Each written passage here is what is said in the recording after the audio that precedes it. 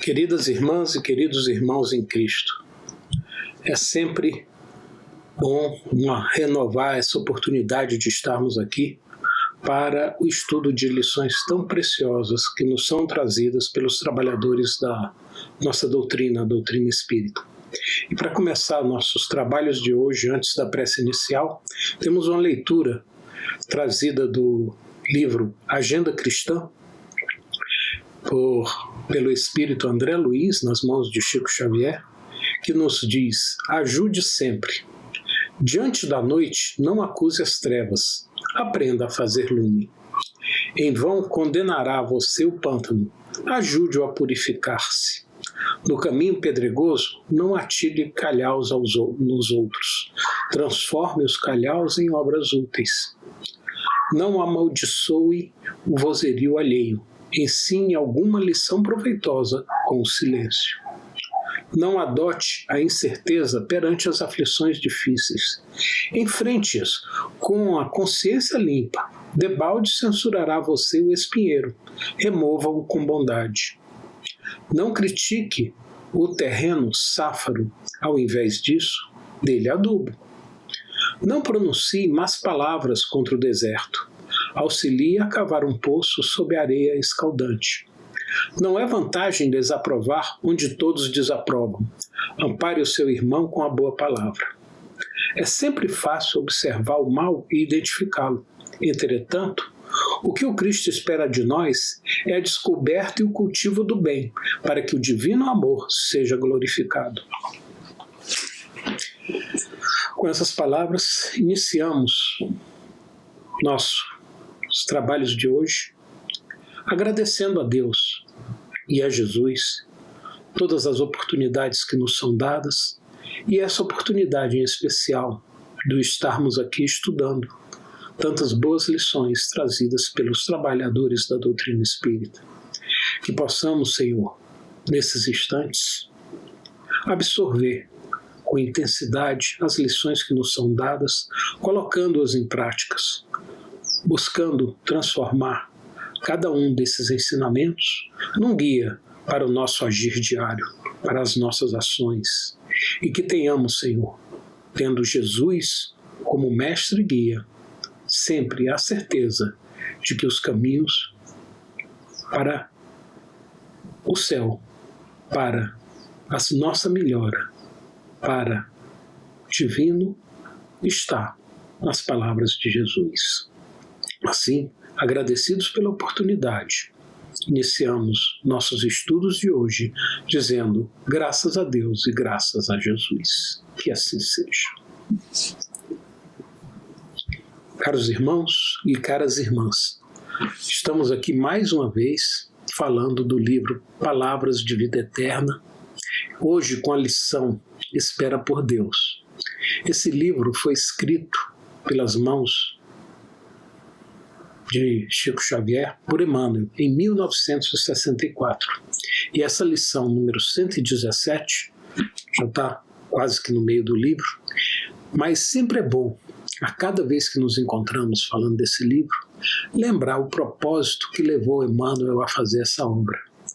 Ele nos diz que procurou aqui o sentido dos ensinamentos do Mestre com as chaves da doutrina espírita, buscando entrelaçar a atenção e o pensamento nosso, sem outras credenciais que não sejam as necessidades do coração.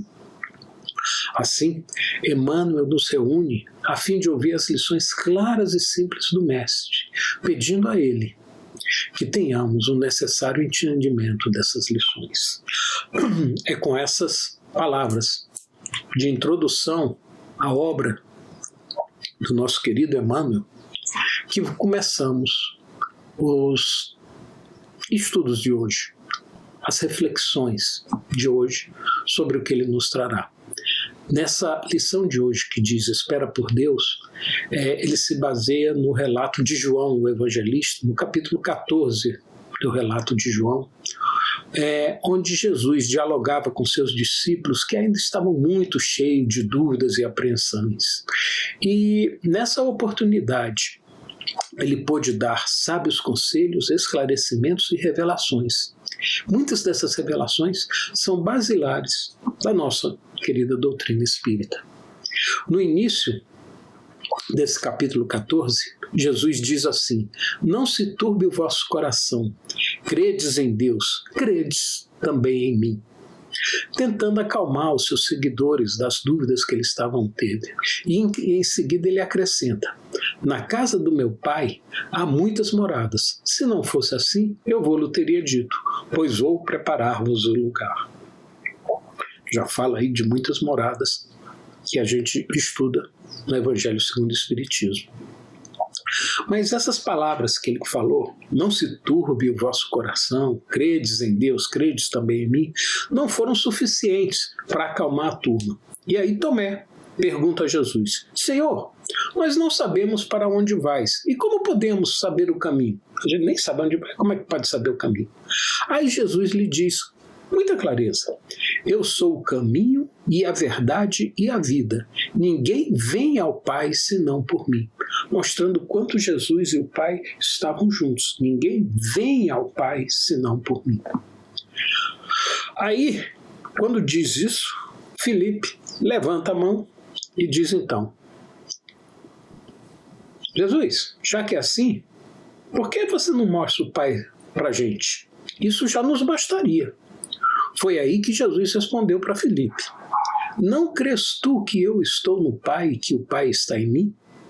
As palavras que eu vos digo, não as digo de mim mesmo, mas o Pai que está em mim é quem faz as obras. Olha, até as obras. O Pai está em mim. E Ele é que faz essas obras que vocês todos já viram, tanto que eu faço. E é justamente nessa afirmação final de Jesus para Filipe que Emmanuel se inspira para a lição de hoje. Mas o Pai que está em mim é quem faz as obras. E ao iniciar sua lição, Emmanuel nos convida de imediato a uma profunda reflexão. Diz-nos Emmanuel: saibamos buscar o pensamento divino, atuante em todas as formas da vida, trabalhando na construção do bem, mesmo que os quadros da luta humana se nos mostrem tisnados pela sombra do mal. Olha quanta sabedoria em uma só afirmação. E ele iniciou a lição que ele quer nos trazer, as reflexões que ele quer nos trazer, já com essa noção tão importante para nos guiar no caminho da iluminação. Saibamos buscar o pensamento divino, trabalhando na construção do bem, mesmo frente às adversidades, nos quadros da luta humana, muito mal por todo canto. Saibamos buscar o pensamento divino, trabalhando na construção do bem. Isso vai permear toda a nossa raciocínio de hoje. Buscar o pensamento divino, buscar a divindade, buscar a Deus, trabalhando na construção do bem. Toda essa sabedoria desse início aí, que continuaremos a descortinar agora durante essa lição, vem gravada na continuidade do diálogo de Jesus, que está lá no relato de João, a partir do pedido feito por Filipe. Aquele que nós vemos, morte de Deus. E aí Jesus começou a falar, né? Continuando aquela história, depois que Jesus diz isso, diz que o Pai está em mim e é Ele quem faz essas obras, Jesus diz ainda: na verdade vos digo que aquele que crê em mim também fará as obras que eu faço, e as fará maiores do que estas, porque eu vou para o meu Pai. E tudo quanto pedirdes em meu nome, eu o farei, para que o Pai seja glorificado no Filho. Se pedirdes alguma coisa em meu nome, eu o farei. E olha só o que ele diz: se me amardes, guardareis os meus mandamentos. E eu rogarei ao Pai, e ele vos dará outro Consolador, para que fique convosco para sempre. O Espírito da verdade, que o mundo não pôde receber, porque não vê nem o conhece. Mas vós o conheceis, porque habita convosco e estará em vós. Olha só, aqui Jesus está dizendo bem claramente: se você me ama, guarde os meus mandamentos. E mais, eu ainda vou enviar outro Consolador, o Espírito da Verdade, que o mundo não pode receber porque não o vê ainda, nem o conhece. Tudo interligado na doutrina, tudo trazido junto com os conceitos básicos que Kardec, na codificação espírita, nos mostrou. Ele deixa muito claro essa lição. Precisamos, se amamos, precisamos guardar os seus mandamentos. E aí? Nós sabemos de quais são os mandamentos de Jesus, não sabemos? Mas, até hoje, que dificuldade da gente seguir esses mandamentos, né? O que Jesus disse? Vamos lá, vamos recordar? Amar a Deus sobre todas as coisas e ao próximo como a si mesmo. E ele ainda acrescentou, está aí toda a lei e os profetas. Ou seja, está aí o mandamento, amar a Deus sobre todas as coisas e ao próximo como a si mesmo. E aí, já com o advento do Consolador, na codificação da doutrina espírita, Kardec vai um pouquinho mais fundo e lá no Evangelho segundo o Espiritismo ele diz: amar o próximo como a si mesmo também é fazer aos outros o que gostaríamos que fizessem por nós. E esclarece Kardec: essa atitude é a expressão mais completa da caridade, pois resume todos os deveres em relação ao próximo.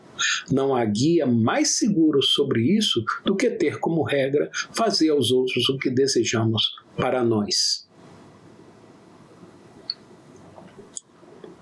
Se você me amar, faça, siga meus mandamentos. Meus mandamentos são amar a Deus sobre todas as coisas e ao próximo como a si mesmo. Ou, em outras palavras, fazer aos outros o que gostaríamos que fizessem por nós. Não tendo aí guia mais seguro. Vamos em frente? E é fazer. Primeiro a gente faz, depois a gente vê se os outros fazem por nós. Mas nós temos que fazer aquilo que gostaríamos que eles fizessem. Não quer dizer que eles vão fazer, não. Mas a gente tem que fazer aquilo. E como isso é importante? Porque desde o início da codificação, lá no primeiro livro, o Livro dos Espíritos, quando o Kardec ainda está resumindo as noções preliminares necessárias à compreensão do Livro dos Espíritos, ele encerra esse resumo das noções preliminares com uma lição trazida pelos guias espirituais que o ajudaram a escrever o Livro dos Espíritos. E essa lição diz assim, essa mensagem diz isso: lembra-te de que os bons espíritos só dispensam assistência aos que servem a Deus com humildade e desinteresse. Servem, ou seja, atuam, agem, e que repudiam a todo aquele que busca na senda do céu um degrau para conquistar as coisas da terra. Servindo com humildade e desinteresse, não pode estar procurando nenhuma vantagem aqui da terra. Os bons espíritos se afastam do orgulhoso e do ambicioso. O orgulho e a ambição serão sempre uma barreira erguida entre o homem e Deus. Essas duas coisas, o orgulho e a ambição, são um véu lançado sobre as claridades celestes, e Deus não pode servir-se do cego para fazer perceptível a luz. Dizem os Espíritos, guias da obra, o Livro dos Espíritos. Portanto, se associarmos essas lições com o início da lição de Kardec, temos de imediato que a espera por Deus, título do nossa lição de hoje, se dá buscando o pensamento divino que trabalha na construção do bem sobre qualquer circunstância, colocando em prática o mandamento máximo do Mestre, da prática do amor, ou seja, no exercício da caridade legítima em todos os nossos campos de atuação, com humildade e desinteresse. Caridade legítima é até um pleonasmo. Caridade legítima é claro que é com humildade e desinteresse, mas é importante a gente sempre enfatizar isso. Exercício da caridade com humildade e desinteresse. E ao continuar essa lição, Kardec, para deixar ainda mais claro o conceito que ele quer nos transmitir, escreve: observa a planta frágil, muita vez desfigurada pelo bote de insetos daninhos ao surgir da semente. Aquela plantinha que está surgindo da semente. Parece uma excrescência no barro de que se envolve, ou seja, uma coisinha feia ainda naquele barro. Entretanto, essa semente encerra consigo as potencialidades que a transformarão em árvore vigorosa. Não julga aquele iniciozinho, mas ali tem uma potencialidade enorme. E ele vai mais além e diz: fita a criança recém-nata, em muitas circunstâncias tocada por enfermidade inquietante, vagindo nos braços maternos, mas se assemelha a pobre farrapo humano, guardado pela morte. Todavia, essa criança recém-nata, dodói, acariciada pela mãe, traz na própria formação orgânica, que está aparentemente comprometida, a força que a transfigurará, talvez num condutor de milhões de pessoas. Ou seja, desde que nós estamos ali, recém-natos, nós já temos dentro de nós a força. Que força? A força de Deus. Deus dentro de nós, que poderá nos transfigurar perante todas as dificuldades que a gente possa ter em algo bastante bom. Talvez até num condutor de milhões de pessoas. Mas certamente é algo bom. O bom está dentro de nós. Estamos aqui, Deus está aqui dentro e temos que aguardar isso. E continua Emmanuel, depois de dizer essas palavras: não julgues o sofrimento por mal. Nem todo sofrimento, o sofrimento em si não é mal. E diz ele, para esclarecer isso: a tempestade carrega a higiene da atmosfera. A doença do corpo é renovação do espírito. Ou seja, a tempestade parece uma coisa má, na realidade está limpando a atmosfera. E muitas vezes a nossa doença nos ajuda a renovar o espírito.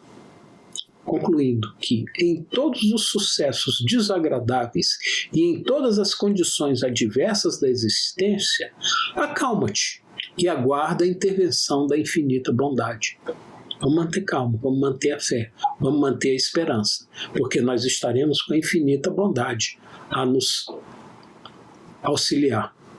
Essa mensagem de Emmanuel, que em todos os sucessos da vida, por mais desagradáveis que sejam, devemos nos acalmar, aguardando a intervenção da divina bondade, buscando o pensamento divino, trabalhando na construção do bem, nos remete de imediato ao capítulo 6 do Evangelho segundo o Espiritismo.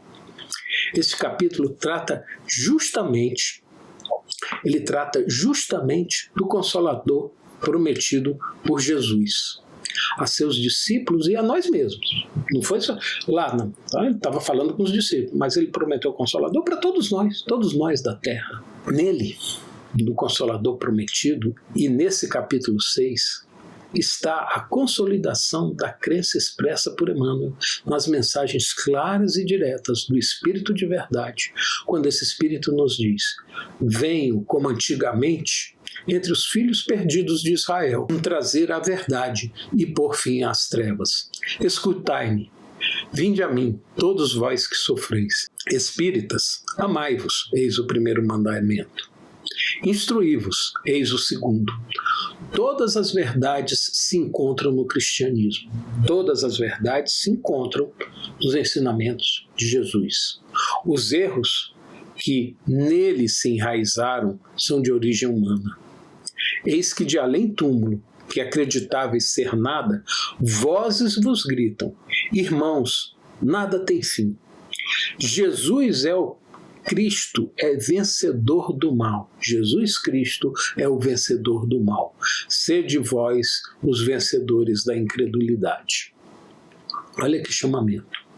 Todas as verdades se encontram no cristianismo. Jesus é o vencedor do mal. Sejamos nós os vencedores da incredulidade. Como disse Emmanuel, vamos esperar por Deus. Passivamente? Não. No trabalho. Continua ainda o Espírito da Verdade a nos dizer, uma das passagens talvez mais significativas no Evangelho segundo o Espiritismo. Venho ensinar e consolar os pobres deserdados. Venho lhes dizer que elevem sua resignação à altura de suas provas. Dando força, dando energia. Trabalhadores, traçai vosso suco. O trabalho de vossas mãos fornece o pão terreno a vossos corpos, mas vossas almas não estão esquecidas. Nada está perdido no reino do Pai, e vossos suores, vossas dificuldades, miséria, formam o tesouro que deve vos tornar ricos nas esferas superiores, onde a luz substitui as trevas e onde o mais desprovido dentre todos vós, talvez, seja o mais resplandecente. E termina dizendo nessa lição: Deus consola os humildes e dá força aos aflitos que a imploram. O devotamento e a abnegação são uma prece contínua e contém um ensinamento profundo. A sabedoria humana reside nessas duas palavras. Tenhamos elas como lemas: devotamento e abnegação. Com elas seremos fortes, pois elas resumem todos os deveres que a caridade e a humildade nos impõem. O sentimento do dever cumprido nos dará a tranquilidade de espírito e a resignação. Temos que nos devotar ao que fazemos, temos que ser abnegados. Isso nos dará toda a tranquilidade que precisamos. E é exatamente por isso que Emmanuel, no livro Vinha de Luz, estudando ainda uma parte desse capítulo 14 que diz: eu sou o caminho, a verdade e a vida. Quando Jesus disse isso, nos diz Emmanuel, estudando essa lição: por enquanto, aqui na Terra, ninguém se atreverá a exibir a verdade pura. O Consolador veio e nele próprio, nas lições do Espiritismo está dito: não temos todas as verdades. Isso, porém, vale para o coletivo. Individualmente, para cada um de nós, Jesus é a verdade sublime e reveladora. Todo aquele que descobre a luz bendita de Jesus absorve-lhe os raios celestes transformadores e começa a observar a existência sob outro prisma. Elege mais altos padrões de luta e descortina as metas e santificantes. Ao descobrirmos Jesus, nós aprendemos o quanto que nós temos que trabalhar. E conclui nessa lição Emmanuel dizendo: aceitar a tutela de Jesus em companhia dele é aprender sempre a servir diariamente. É a jornada sublime da alma no rumo do conhecimento e da virtude, da experiência e da elevação. Cristãos, nós que não aproveitamos o caminho do Senhor, o caminho de Jesus para alcançar a legítima prosperidade espiritual, estaremos como criaturas voluntariamente condenadas à estagnação. Para não estagnar, nós temos que aprender sempre e servir diariamente. Aprender sempre e servir diariamente. Fixando as nossas metas de virtude, de ampliação do conhecimento, mas ainda de ampliação do amor.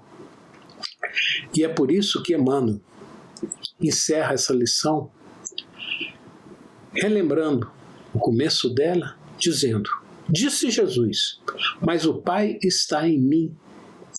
O Pai que está em mim é quem faz as obras. O Criador está igualmente na criação, nos esclarece Emmanuel. Em tudo na criação está Jesus. E termina com algo muito parecido com o que nos disse o André Luiz na Agenda Cristã, dizendo: diante do nevoeiro, não condene as trevas. Diante das dificuldades, não condene as dificuldades. O que a gente tem que fazer? Acender a luz do serviço e esperar por Deus. Ou seja, vamos servir, vamos trabalhar, que Deus virá. Como nós temos certeza, dado todo o nosso conexão e nossa vontade de estarmos juntos a Jesus.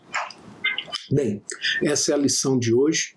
Espero que ela seja útil para todos nós, que a gente possa colocar essa lição para dentro, praticar. Vamos servir, vamos trabalhar na certeza que Deus virá em nosso alcance, por intermédio dos trabalhadores espirituais, das inspirações, de tantas coisas boas. Vamos trabalhar e servir, que isso será o nosso caminho, a abertura da estrada para o Pai. Assim, amigos e amigas, irmãos e irmãs em Cristo, nós vamos encerrar fazendo a seguinte prece. Pai, obrigado pelo que recebemos, por todas as lições e por essa lição maravilhosa de hoje, que nos conclama a servir e esperar por sua bondade e sua luz infinita. Que estejamos nós sempre nesse trabalho, nessa dedicação, nessa abnegação, servindo ao nosso próximo em todas as oportunidades que estivermos. E assim teremos o seu apoio, Pai, o seu amor em nossa volta, certos da sua bondade, do seu amor, da beleza e das verdades dos ensinamentos de Jesus, e agradecidos pelas oportunidades de hoje, pela lição de hoje, pedimos para encerrar nossos estudos dizendo graças a Deus e graças a Jesus. Que assim seja.